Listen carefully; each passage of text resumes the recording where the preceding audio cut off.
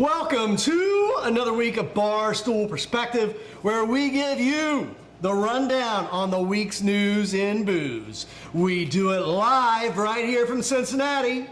JD Vance is in town, and the furniture stores have started their July 4th sales early. From Cincinnati, Ohio to Palestine, Texas, we bring you the booze news. Wait, is there a JD Vance count sale going on this weekend? Yeah, absolutely. Here in Cincinnati. An extra $50 off if you get the one with the hole in it. All right, Mike, guess what? The biggest brewery you've never heard of has grown profits by 35% this year. Well, I expect not to care. If I give you some hints, do you think you could guess it? Probably not. Yeah, okay. All right, at least you're being Let's do honest. it anyway. Their revenues were $2 billion last year. Good God. They signed... I'll keep giving you progressively more hints until you get it, okay? This is a Chinese brewery? Nope. Not from China. They signed a big contract with slave-owning company Nestle. Mm-hmm. That sounds like a good move. They have beers called Dora and Dora IPA.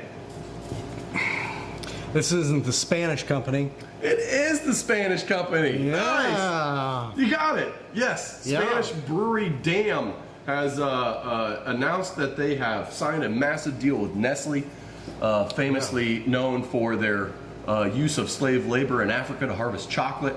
That Nestle, they have helped raise their profit margin by their profits by 35%.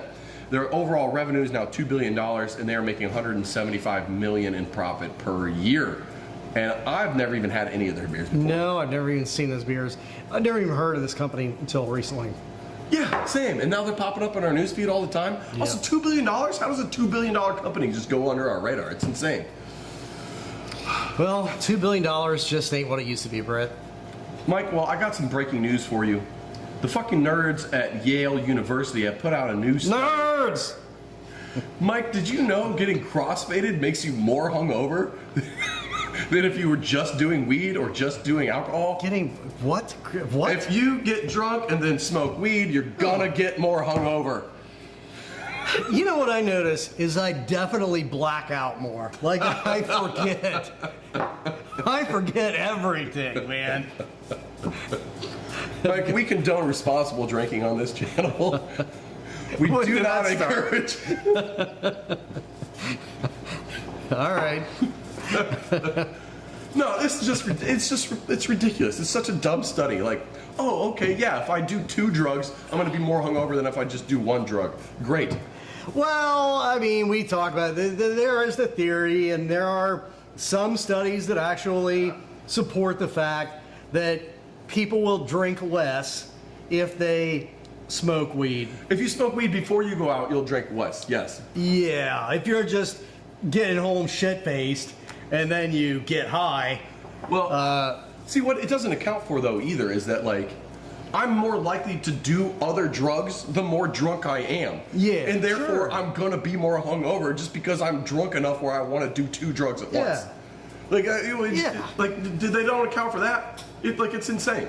If I say right now, Brett, let's go over to your office and do some of those rails of caffeine, you're probably going to think it's a bad idea. 4 or 5 hours from now, when we're a few drinks in, I mean, of course we're going to be over there doing rails of caffeine. Caffeine's very deadly, so you got to be careful. No, these GD dorks too. They said, what do they say here? They were out to debunk the belief that weed can cushion the morning after effects. Now, first of all, they're so nerdy that they thought that when people were talking about weed helping with a hangover, they thought it meant the night before. No, you wake up with a hangover and then you get stoned. Yeah, oh yeah. It's not, like, you don't go to bed and smoke a massive goddamn joint right before you fall asleep thinking it's gonna fix you in the morning. You wake up and smoke that massive joint. Do they need me to come to Yale and teach them how to fucking do drugs? Yeah. I mean, I will do that. Adjunct pay at Yale might even be all right. It might justify it. Drug use and you, Professor Mike's psychology course. It's an expensive class to take. The budget is very high every week. Oh, the lab fees are a bitch. Just the classes on cocaine. You gotta be able to afford that Yale budget. Have you ever tried to buy cocaine for 100 people? It gets expensive. Right. It's a non-stop conga line. By the time you get back around, you're ready for your next one. Yeah. And that's not counting my fees. Like all the, you gotta see a lot of different people. That's true. You got or deal with Colombians, and you know. Oh, that's getting tougher and tougher in this political climate too. It is. Yeah. Mike, in the what the hell did you expect news, we have a fun story of a company that claimed that they were working with Rihanna. What happened? Oh yeah, I invested with these people. How's that paying off? It's doing as well as the Tilray stock. Yeah, this guy. No, I love this guy. This story, we were going to do it last week. We didn't get to it. This guy got busted by the SEC because he sold a bunch of stock in this company that actually, as it turns out, is just him. Mm-hmm. But he's a publicly traded company, and he was working on some really hot deal with Rihanna and Bacardi, and so he raised, I think, just for that, like around $856,000. Yeah, for his Rihanna Bacardi deal. Mm-hmm. But somehow it went wrong when people discovered that he had nothing to do with either Rihanna or Bacardi. Yes, the SEC has filed charges against him last week for defrauding investors, and they were bringing roughly $3.6 million worth of defrauding. Now that case, since we waited a week to talk about it, has actually been resolved. He has settled with the SEC for a $1.1 million fine.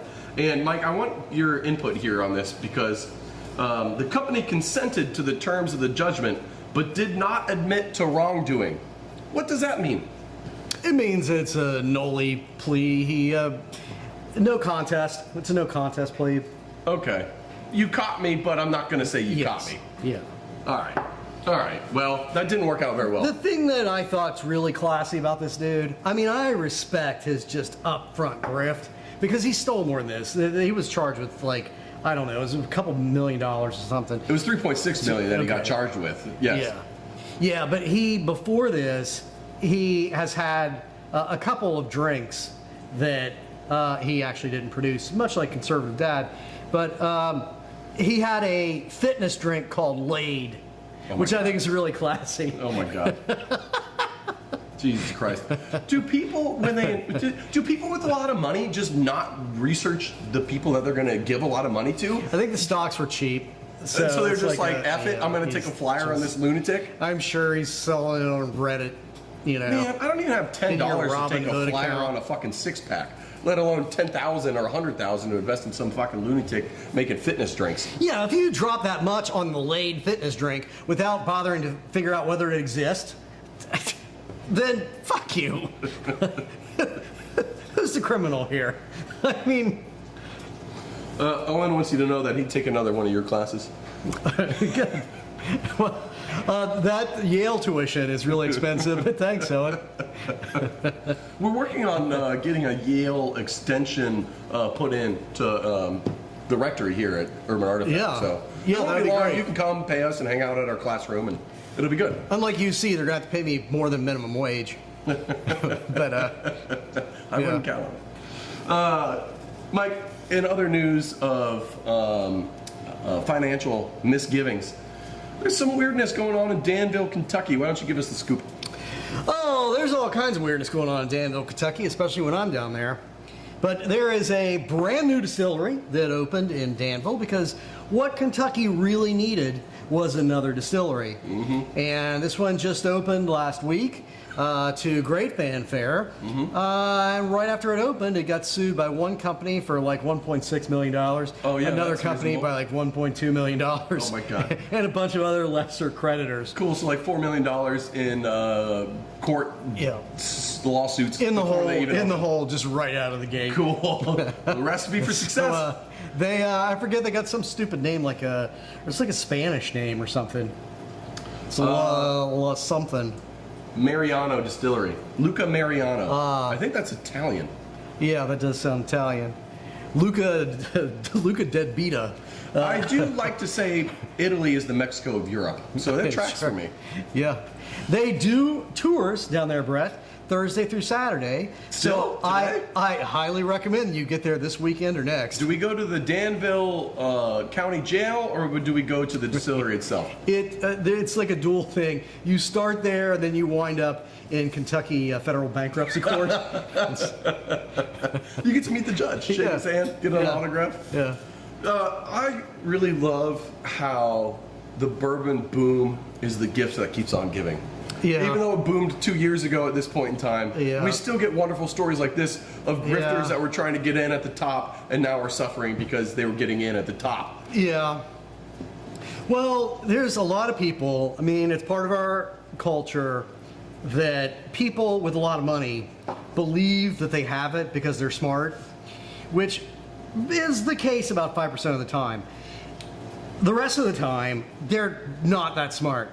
And so it's a big trend with the rich right now. I mean, we saw it with craft beer back in the day. Like sometime after craft was really kind of at its peak or about at its peak, you know, you had a lot of people with a lot more money than sense thinking, oh, it'd be a hoot to own a craft brewery.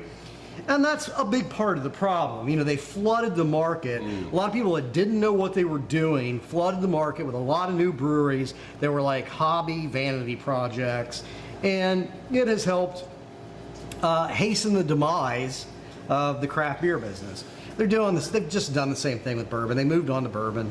So we've I mean, real time been able to witness this bourbon boom bust cycle, which has been a lot of fun for the show. But yeah, sure. We've really only been on the tail end of the craft beer cycle. It got me wondering, what do you think the peak year or years of craft beer was? What was like a 2 to 3 year window that was like, this is as good as craft beer gets right now? I would say probably like 2010 to 2015. That was probably the real sweet spot. Cool. So right when Urban Artifact opened, you're saying we killed it. Right. Yeah, you are one of those like idle rich. God damn. Well, you guys came in and you had a niche, but I think that was it. That like in the 2010s, we had a lot of really brilliant breweries open. It's just that, and you know, a fair number of those breweries are still around and still doing well, and they found themselves. I mean, Artifact is doing well. Rheingeist, although I love to like soft shit on them, you know, they're a solid brewery. They really found themselves. They're still making some really high quality, consistent product. So, you know, there are success stories still around from that era. But for sure. But the problem is that you had those breweries. Like Rheingeist is a fantastic regional example here. There's others throughout the country. People that opened in the 2010s and just killed it. You know, just started printing money. I mean, all the people that started Rheingeist are rich as shit. Coming into Rheingeist, is our understanding, is that they were on good financial footing coming into Rheingeist. Yeah, which was part of their success. I mean, we talked about that a lot in our podcast series, Bruce Guy's Happy Hour, that's History of American Craft Beer. That one of the depressing things we learned from doing that history is if you start out with a lot of capital, you tend to succeed. Yes. If you don't, then you're behind the 8 ball out of the gate. Which has been the story of Urban Artifact. We did not start with enough capital, and it's been haunting us for 10 years now, and I assume it will continue to haunt us for at least another 5. Thinking about that, I think you're right. I've been trying to think of like what is the year, and I think I've narrowed it down to 2012 as my favorite year for craft. I would call that, if I had to pick a year, it is probably about 2012. There were still great new breweries opening every fucking week, it felt like, and they were making great new styles. We were still getting a good breadth of style too. Yes. Retailers were carrying a lot of good different styles. Bombers still existed, which was really fun. I loved picking up some bombers and sharing them, or just having one for yourself. 2012 you could still was a do really like good time. you could still do a beer release and have a line out, you know, down the block for your tap room. Yeah, 2012 was good, and that was like right after maybe peak IBU wars as well, if you remember that. But like when Mikkeller was putting out like the 1,000 IBU beer and all that dumbass stuff. Like, it was still right around there. Mm-hmm. Everyone still hated had a single enemy. Like the full ramifications of the Goose Island sale weren't really known yet. Yeah. And it was a good time. Yeah. All right, moving on. Bad week for Bev Alks off-site sales. So picking up 6-packs to go, basically. We're talking in the last week, beer volume was down 7%. RTD volume was down 7%. Wine was down 5%. Spirits was up 1.5%, but with those other ones being massively down, it's to me. I think this is a good. Have you ever heard about the weather effect with drinking? No. The perfect weather for drinking, as proven with data, is between 60 and 80 degrees Fahrenheit. Yeah. If it's colder than 60, people drink way less. If it's hotter than 80, people drink way less. Yeah. And there's been just a massive MFer of a heat dome moving across our country right now. Vile. It's been brutal everywhere. It's disgusting. And I think we're seeing the effects of that. When it gets this GD hot and humid and disgusting, people just want to drink less. Can you imagine drinking a red wine right now? Gross. Right. GD. Did we move? We became responsible drinking and also we use. Listen, Mike, I don't know how the algorithm works, but I'm trying to just curb back on the cursing just a hair. I'm pretty sure you said fuck in the first 30 seconds. You're right, goddammit, so I'm trying to fucking make up for it. Jesus Christ. Fuck, I've never wanted to fuck a couch more in my life. Need to release some of this stress. 15% off on ones with really tight cushions, Brett.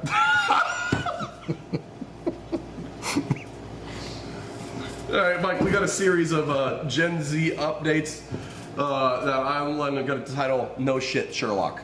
Let's start with, according to the Wall Street Journal, young Americans aged 18 to 24 are cutting back on spending as a whole.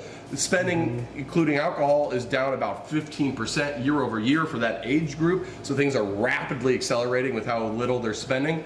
And guess what? It's all because people don't have good jobs and they ain't got money to spend. They're graduating and they ain't got shit to do except for pay off too expensive student loans. So no shit, Sherlock. Everything about the economy is going in the wrong direction currently, and everybody who's not worth at least $100 million is getting screwed. But Gen Z really is getting screwed the worst.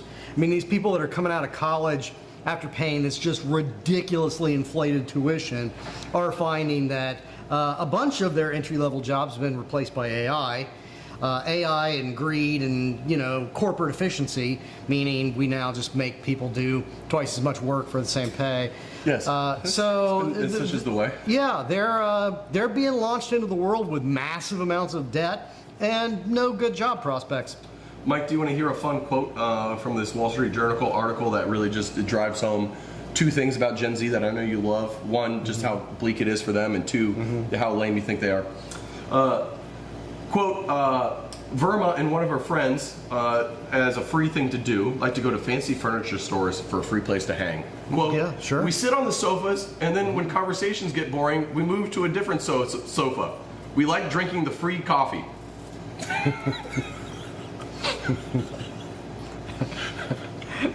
Also hanging out with JD Vance. Damn it.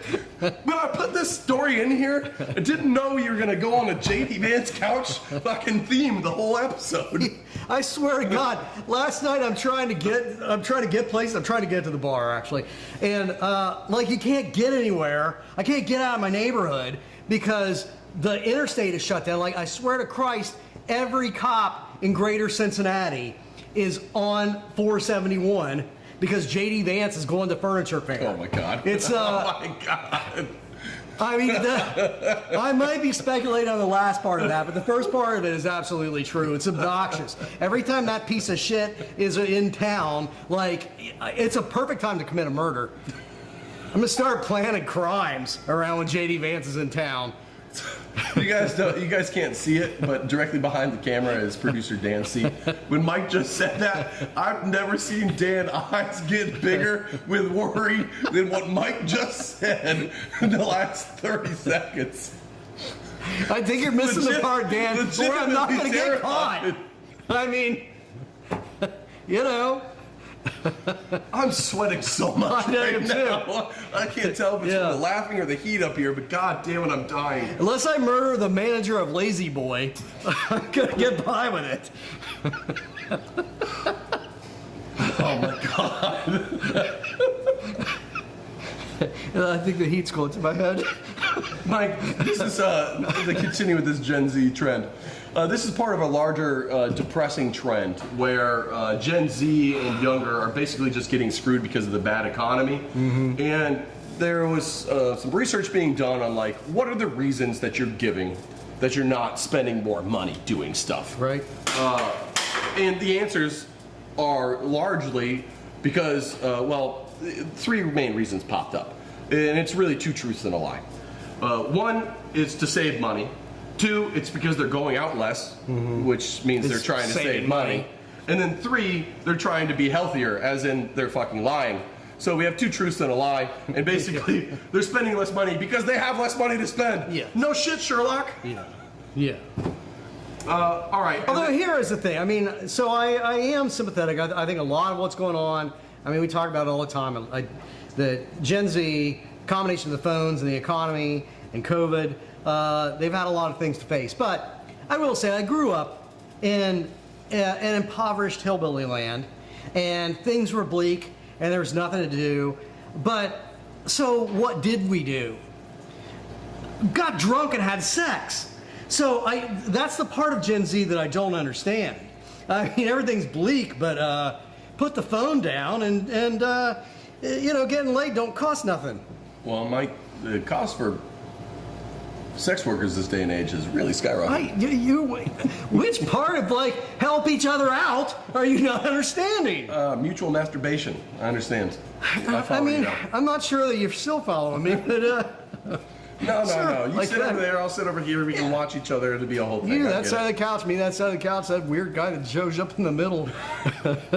Mike, you know what's really interesting with all this too is like, because we've constantly been hounding, like, okay, the economy, stupid. That's the answer for everything all the time. When you factor and adjust for wealth and money that you're making, Gen Z and actually every generation isn't drinking less. They're drinking comparable amounts for the money that they have. The spend on a percent basis is the same, but alcohol is getting more expensive, everything's getting more expensive, wages aren't rising in proportion with that, and as a result, the only thing you can do is buy less alcohol, but they're still spending about the same amount of total dollars, but the volumes are going way down. So like that, if that doesn't tell you, like, because being broke's a problem. Also, why are you gonna do fun stuff if you're broke? It's harder to drink if you have 3 gig economy jobs. That's a good point. If you got to wake up in 2 hours and go deliver fucking McDonald's via DoorDash for some dipshit that can't drive 2 blocks down the road to pick it up, you can't get drunk to do that. Yeah. When I do Uber on the side and I'm like, you know, I got cocktails, the people that they complain about it. Mike, are you drunk? No. Drive-through drinking is on the rise. All right. Mike, tell me more. Restaurants are looking to help boost their bottom lines and top line revenues by selling alcohol to go through drive-throughs. What are your professional thoughts on this? That's a great idea. My thought, I have seen this, and this in particular has to do with like these, I forget what they're called, but sort of the above fast food but below Applebee's. Fast casual. Fast casual. More of these are getting liquor licenses, and they're promoting more, like margaritas in particular. But I don't understand how it's legal to hand someone an open container liquor drink at the drive-thru. Maybe you put a lid that doesn't have a straw hole on it.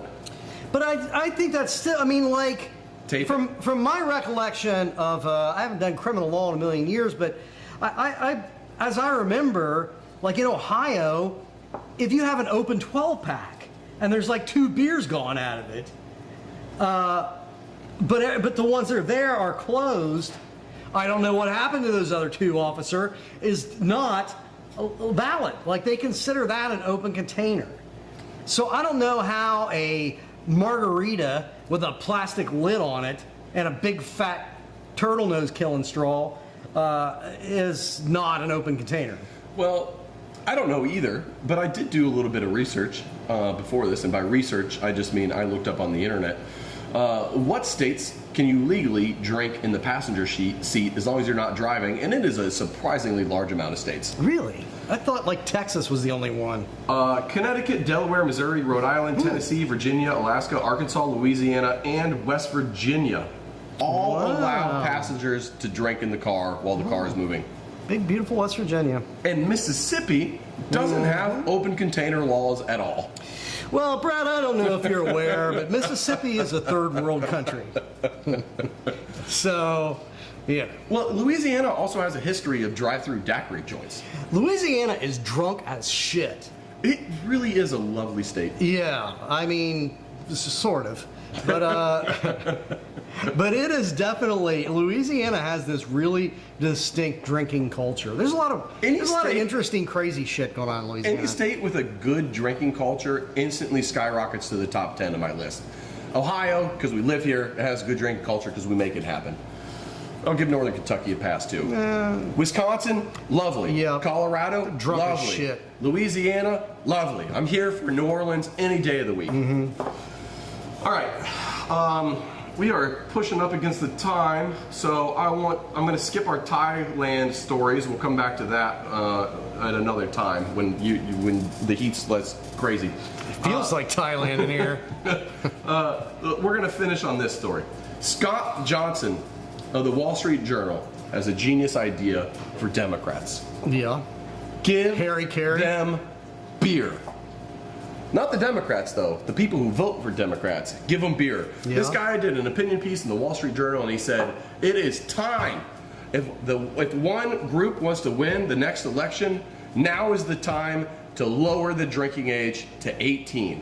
Stop messing around. Get the drinking age back to 18. Keep that shit so kids get into it earlier, and let's move things forward. Or they could stand for something useful. Well, he said Democrats or Republicans. He just said whatever group makes beer legal at 18 is going to win the next election. And this 19-year-old reporter at the Wall Street Journal.